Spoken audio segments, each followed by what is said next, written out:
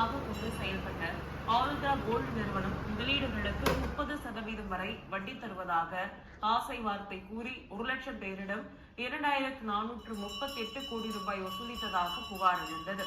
இது தொடர்பான புகார்களின் அடிப்படையில் பொருளாதார குற்றத்தடுப்பு பிரிவு அந்த நிறுவனத்தின் இயக்குநர்கள் உட்பட 23 பேரை கைது செய்தனர்.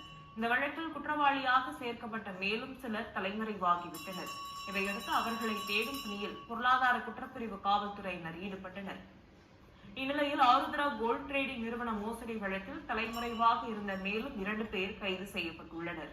அருண்குமார் மற்றும் அவரது மனைவி ஜெனோவா ஆகிய இருவரையும் பொருளாதார குற்றப்பிரிவு போலீசார் கைது செய்துள்ளனர்.